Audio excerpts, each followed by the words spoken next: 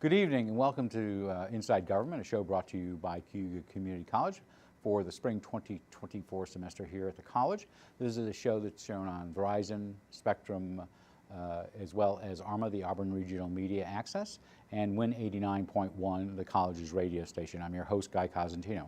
As we do every year, we bring in the folks from the Auburn Large School District to talk about the budget. We're doing it a little bit earlier because we have some candidates for the primaries coming in next week, which we'll talk about at the end of the show. So some of their numbers may not be 100%, but that's not their fault because the state of New York has not adopted a budget. We are now headed into our third week without I should say just over 2.5 weeks without a state budget. But we're told that a budget deal was made on Monday, and some people are just waiting for those numbers, and they would be here in the studio with us.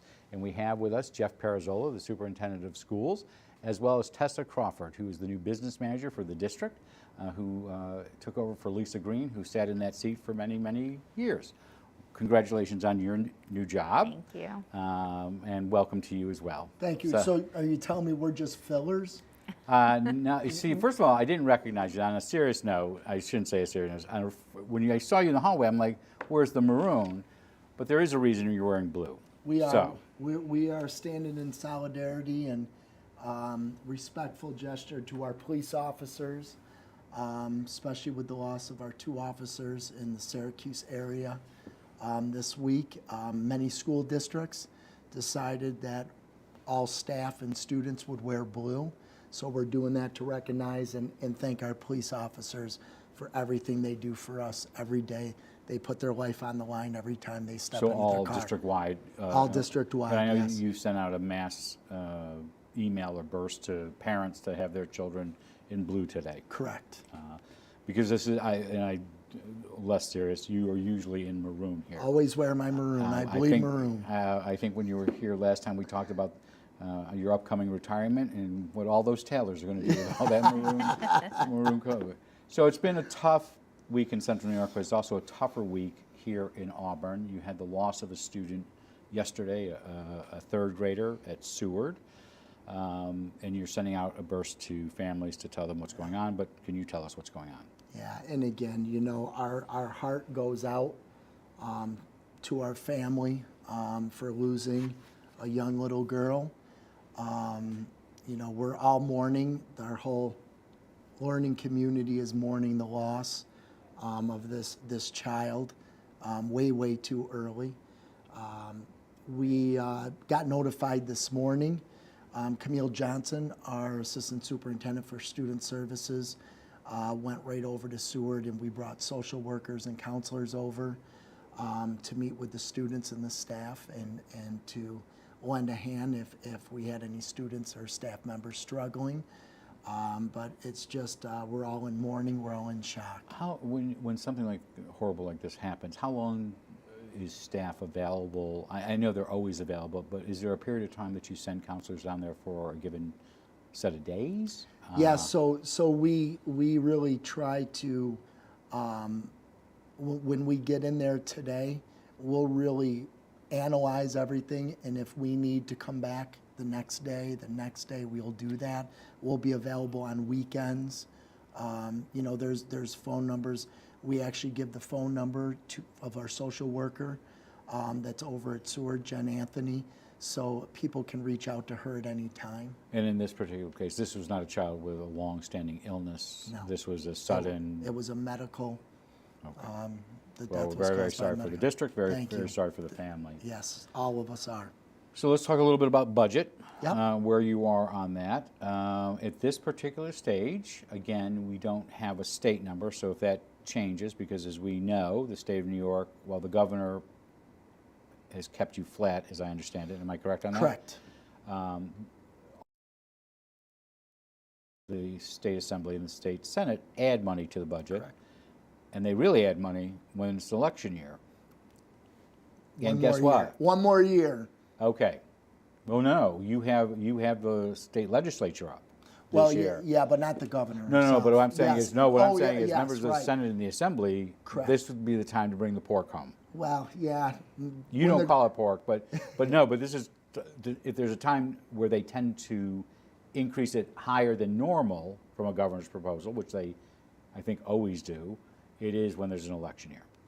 That is true. And I do think next year with the governor's reelection, I think you might have a more on-time budget and there may be more money. But again, we'll wait and see what that looks like. Won't be your job. Unless you're someone. Well, I get yelled at for saying that all the time. So right now, what is the size of your budget? 104.4 million. And so 104 million, that's up about 4% from last year? Yep. Not last year, but the current budget is Right. at about So- 100 million. What is driving those costs? I can figure that out, but what is driving the cost from 100 to 104? The biggest part would be, this was the last year of the ARP funding, so we don't have that in the 24-25 budget. What is ARP for those? Other than The COVID funds. ARRP, COVID which is a funds, I different- guess in COVID layman's funds. terms. Okay. Yep. So are you having to make up for that? Yeah. Yeah. It was very helpful with the learning loss that we invested in. And then I would say this year, just keeping up with all of the buildings up to par and safety. The technology piece of it was another factor that went into it. And, as you were just talking before, keeping the emotional support too sometimes so some of the staffing that we needed during COVID, we're keeping some of that. So for our 4% increase, that includes the continued support of the students. So looking at the numbers that the governor released about a month and a half ago, it looks like you did get an increase of $20,500. I'm not even sure how many boxes of paper that buys, but it does not mostly buy a pallet or two. Correct. I'm assuming you were disappointed in that number. Yeah, we are. Again, one of the big reasons with the ARP funding is we still had 17 staff members that have to now go into our general fund because we've been so underfunded for 15 years. We use that money to actually get social workers and counselors and math coaches. But when you were here last year, or the year before, in one of your many visits, I know you're still trying for the record here, is the question had come up that at some point the ARP, the COVID money was going to run out. Was this to be expected, or did you just think that Albany was going to keep coming up with that type of aid? Or was your hope that the foundation aid would not only catch up, but it would get back on track? Because foundation aid's not up significantly either. Am I correct on that? Yeah, it's not up at all. Okay, so it's flat. Yeah, so it's flat. To me, flat when you have inflation is a decrease. Correct. Okay. Correct. But again, that's why we were strategic with our budgeting over the past 3 years. When Governor Cuomo said that he was going to cut 40%, we started to really put away our fund balance so that we could see this coming, where we were going to have to use money out of a fund balance to keep our counselors, our social workers, our coaches, for the achievement loss and for social emotional reasons. So again, this was all a strategic plan that we did because we knew we were going to have to shift those positions into the general budget. And we do have the money to do that. But again, if we're not getting increases from the state, it's only going to last for 2 years. Right. So when you were, go back to January right now. If you were doing your work at the end of December, beginning of January, what type of gap did you see in the budget that you were that you hadn't proposed yet, but you saw by going to 104? What was your shortfall at that point? We were looking at, $4 million. And so how have you closed that? Because you are increasing the tax levy, correct? Correct. Yep. You're going to what number? So the total would be 35 million point 6. 1.99%. So the 1.99, which is 1.99%, short yeah. of the 2.85 tax cap, and we're not even going to get to why that's mathematically doesn't make sense. Correct. It's 2%. You worked in accounting before. You can explain this to the two of us. Yeah, it just takes about 10 spreadsheets. Exactly. So with that, how much will that 1.99 generate? About $700,000. Okay, so I'm trying to do my math again. So it's an increase of about 700,000. So that bumps us up to about 35.6 million. Okay, but you're still short $3 million. How do you close that gap? Fund balance. Okay, so what is your current fund balance today, roughly, within the last couple of weeks? So about 14 million is our current. So you'll be using 3 of that. Yep. Is that sustainable? No, it is not sustainable. So if Albany's not going to give you a fix, what's the fix? That's what we're all trying, that's what our conversation was around the table today at our chief school officers meeting. This is the local BOCES, you all get All the together. superintendents, we meet once a month, and today, that was our conversation. And, you know, about regionalization of resources and staff members. You know, we're going to have to look at doing something different. You know that the governor is looking at trying to create a new formula, and we're all wondering what that's going to look like. Because again, if you do look at it, our enrollment has gone down, right? So enrollment goes down, so cost should be going down, but the cost of inflation and health benefits, And the needs. our health insurance, we're looking at an increase of 10.7% next year. You know, those are the things that we can't control. Segue for just a second. Let's talk about you. Okay. I like this. Oh, you like I this? like this. Oh, no, I'm coming back for you, buddy. I told you I'd be nice to her. How long have you been to the business manager? Just since the end of September, And how long have you been with the district? 6.5 years. And what did you do before with the district? I started as deputy treasurer in September 2017. Was very fortunate to have Lisa Green and Patty Festa, who was there as a treasurer for a long time. So the historical knowledge, just all of the expertise that I was able to experience the last 6.5 years have really helped. Jeff has been great through this process also. It's a team effort, so when we are finding that gap to try to fill that void, trying not to put too much on the taxpayers, the department heads came in, everyone had a very thoughtful process, keeping in mind that, you know, we want to make sure that we have all of those programs for the students. We need to be careful with the money. So with our fund balance, we might have a little extra, but we want to be careful to make sure that it can be sustainable for as long as possible, not knowing what the state budget's going to look like. And just a couple other questions about you. Before you were with the district, you were in the private sector? Yep. And you worked in an accounting firm? Yeah, I was an auditor, so now For not-for-profits? When we worked with nonprofits, we worked with school districts. So now I get my karma once a year. And what does your job cover now? Well, I'm really lucky in I will shout out for the Auburn School District in general. The administration's been great. In the business office, we're covering bill payments and working with administrators to make sure that we stay within budget with that. We just brought in payroll also. So it's just, that has actually, I don't want to say it was a challenge, but it's a way that we get to work with the teachers and the staff out in the buildings and learn more what they do and just make sure that everyone, it's such a big team effort. I don't know how to exactly describe it in words, that it's been very fulfilling.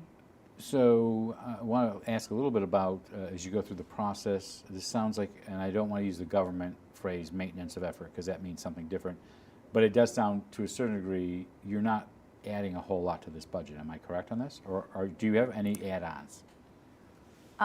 No add-on positions. So you're not increasing number of positions, you're not, No. no new programs of any note? No, just trying to enhance some programs. You know, a lot with still continuing. We've never upgraded our musical instruments, so we're trying to get the musical instruments, all the old ones out and new ones in. And a lot more transportation. Do you provide musical instruments? We do. As many as we can. Okay, but otherwise they can rent from Correct. Spino Yeah, or the other? we do as many as we possibly Okay. can. But you know, it's more just trying to upgrade the programs that we have. Because I'm loving that trumpet. But anyway, hopefully it's wafting its way over to your daughter's house. As a block and a half The away. drums are coming next for Yeah, Sam. So yeah, thanks. So no ads on here. When voters go to the polls, though, occasionally you've had budget resolutions. I'm not talking about capital projects, but sometimes they're, whether it's purchase of school buses or anything, are there any ballot items on the ballot on the 21st as well? the only other one that will be there is to continue to have a student rep, a senior from the high school, sitting as the rep for the Board of Education. And do they get a vote? They do not. They don't have voting rights. They just represent their building, the high school, and they do an update under the superintendent's report to give us all the information that's going on at the high school. Do they sit in an executive session? No, they cannot sit in an Okay. executive session. So I want to talk about budget process so that the public is aware. So when is the public, okay, so last night, so as we taped this on the 18th, you had a board meeting last night, the 17th. What occurred there? The board passed the recommended budget of the Okay. 104.4 And that's million. without state numbers in there. So just out of curiosity, if the Senate and the Assembly should do what is normal and they give you more money, does that mean you would reduce what you would ask taxpayers for, or would it just go towards fund balance? Fund balance. Okay, so the tax rate is being set whether you got 0 or 100 times. Well, if we get 100 times, then there might be a whole Yeah, new but- thing happening. Yeah, But because you might be wanting to look at all those torches and pitchforks that are That's coming, right, that's coming right. down the road. So traditionally, if you get an increase, that will not affect the bottom line of taxes. Again, and it would depend on how much we're talking about. Okay. If there was a big amount that we did All right, get. let me toss out. Let's just say you got 200,000. Last year, you got what? Was it 900 or 400,000 last year? Yeah, maybe 400, yeah. If that, we would probably just put that back into fund balance. Okay. So public hearing is, of course, after they pass the budget, which makes No absolutely sense. no sense for any government except for schools. Correct. So that is the 14th, and what happens there? So then the budget would have, or the public would have a chance Yeah. to just Tessa to would hear it out, present, you know, Tessa would the present the final. entire budget, and then the public could But, be So- heard. but you can't change it. No, but I would say that we do have public meetings. So since, you know I'm new in this position, I think I've done 20 budget presentations. So there are opportunities Has for anybody the come public to the to. Board of Education in the last couple months to speak on the budget? Nobody has spoken on the budget. But And they can just show up at a board meeting. Absolutely, they can speak on the budget. We've been doing budget presentations since Nobody's- January. Okay. The other thing too with, again, I know that it makes no sense, but sometimes if community does give us input, we do think about those things the next year Okay. when we are preparing the budget. So where's the public hearing? At the high school. And what time is it due? It's on the May 14th? at 6 o'clock is that meeting. Okay, and so I ask this of you every time. This is not a question for her. You're increasing taxes by the levy by 1.99. The city looks like they're increasing taxes. Obviously, I think the county did back in the fall. Do you worry? You're the only one who has to go before voters. Do you worry about the budget going down? I worry about it every year. I lose sleep over it. You I need do. 50% plus one vote. Plus one. Okay. Not a super majority. We're not going over the tax levy ceiling, so Tax cap. we just need. What happens if the budget does fail? Well, a couple things could happen. We could go right to an austerity budget, or we could sit down and put the same budget out again and try to get it approved by our taxpayers, or we could make changes and maybe lower the amount of spending and decrease the tax levy number. So when you go to an austerity budget, that changes, for example, busing, what you do on busing, correct? Yeah, we wouldn't be able to do walk-back passes. What's a walk back? I'm sorry. Oh, sorry. So there's a certain mileage. So our elementary schools our elementary students that live over a mile from the building, they automatically get a bus. Junior high is 1.5 miles. High school is 2 miles. But what we do is we try to keep our buses filled. So we will pick up kids that may be under that mileage. So on an austerity budget, you would go back to the minimums. Correct. Or maximums. Right. We also would have to charge everybody that was coming into our district to use our facilities.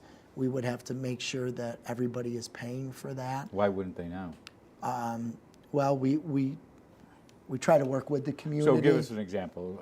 I know you just hosted next door. I point that way because it's on the other side of that wall. You just had the Auburn Chamber Orchestra. They filled, not East Middle, the junior high school. You charge them a fee for that. We do. And But we're talking Boy Scouts, Girl Scouts. Okay. We don't charge because So they're all children, but okay. also those organizations that are doing specifically for our children, we do not like to charge, but under an austerity budget, we would have to. Any other matters in the budget that you think are important that the public should be made aware of? No, again, you know, it's just like to enhance programs, the music instrument.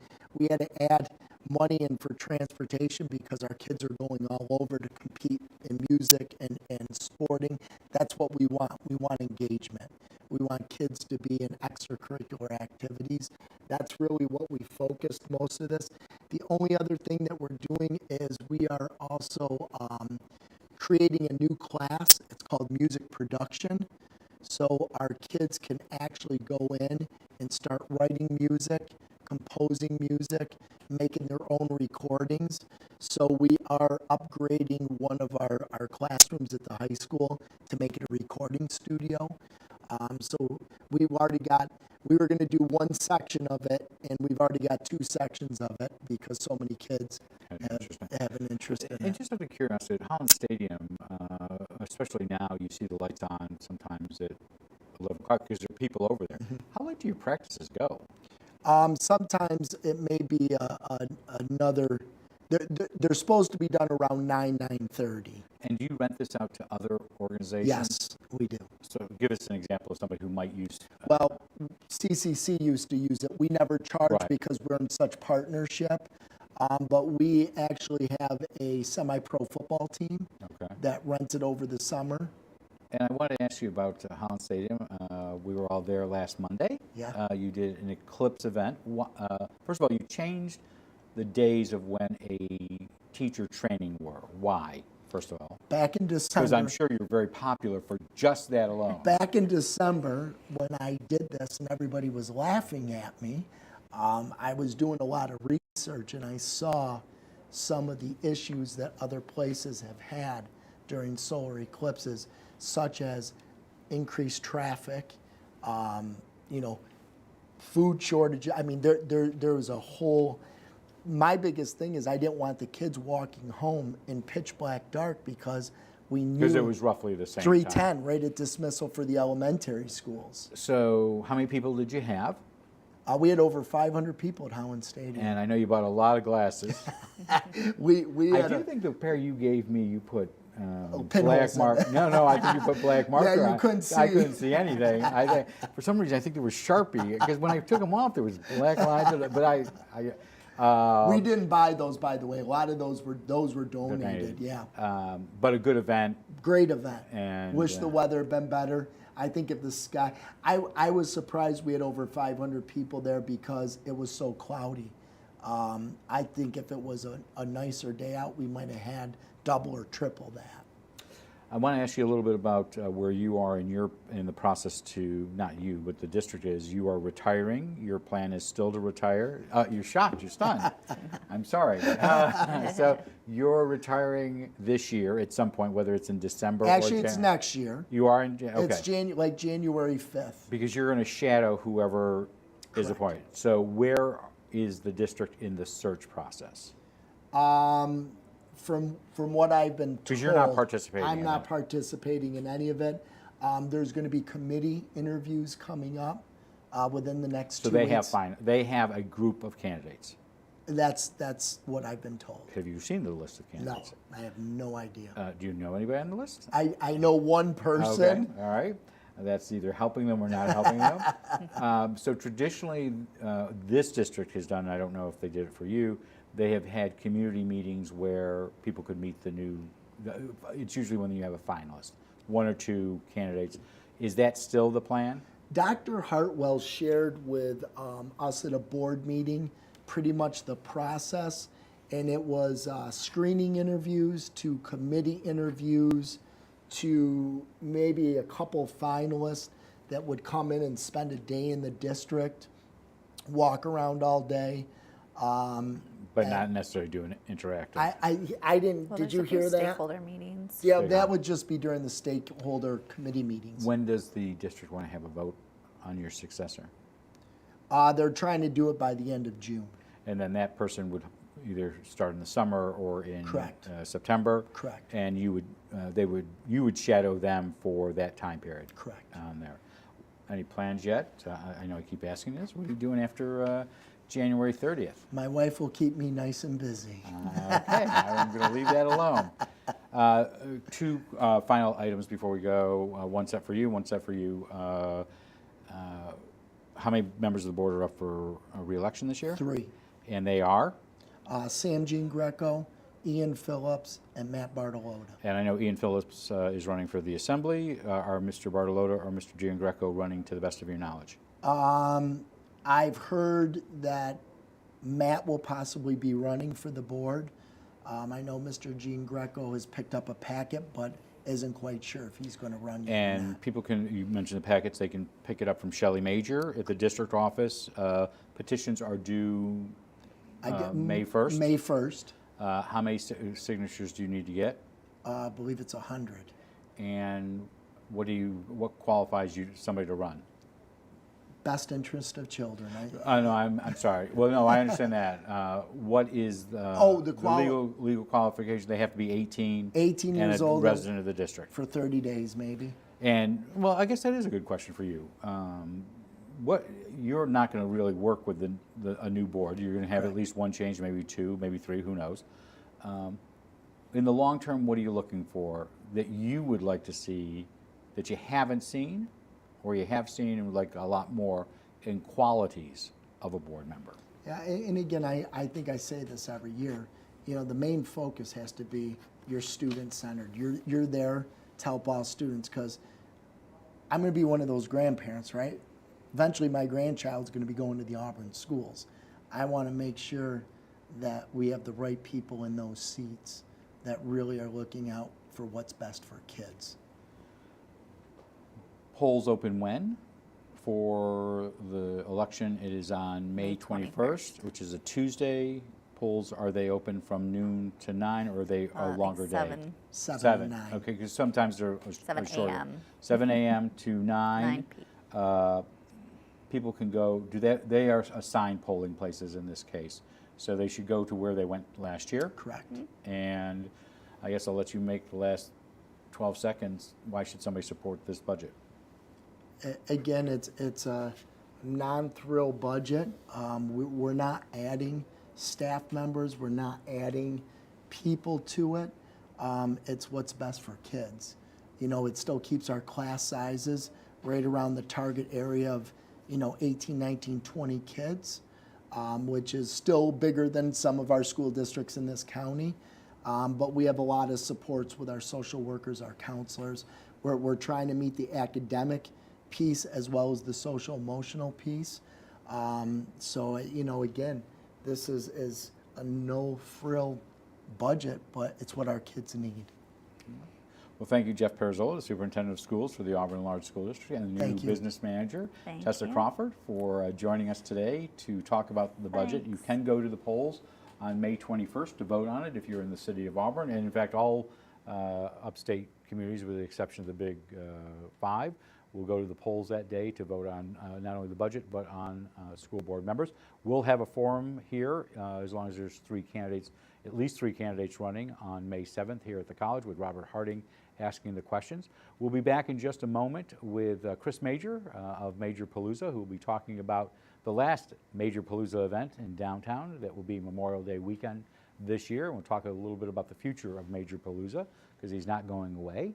We'll be back on Tuesday with 2 shows. Caleb Slater, who is a candidate for the 48th Senate District, running against Rachel May, a Democrat, who is the incumbent there, is coming into the studio for an interview. We had invited both he and Fanny Pirozzolo, who is running against him in the June primary, to be on the show for a forum with Robert Harding. He has responded she has not, as per our rules since we've been using since 2006. He gets the time with a one-on-one interview with me. We'll be followed then by Connor O'Donnell, the principal at Tyburn Academy. His budget doesn't have to be voted upon No, by he does the not. Nor does BOCES. Nor does BOCES, who will be in here with Mary McGinn, who's a junior, as well as Isaac Sabo, who is a sophomore, and they're going to be talking about what's going on at Tyburn, but also their recent trip to Rome. So that will be on Tuesday. Next Thursday, we'll hopefully have Senator Rachel May, but we've been told that the President of the United States is coming to Central New York, so we may have to reschedule her for a later date, as well as a discussion about HEAL and addiction in this area, as well as having the candidates for the Democratic primary for the seat now held by Brandon Williams. If you have questions or thoughts for guests, you can contact us at cozguytho@aol.com. I'm Guy Cosentino for Cuyahoga Community College. Remember to go vote on the budget on May 21st, but stick around for a conversation on Major Palooza, and otherwise we will see you back here in the studio on Tuesday.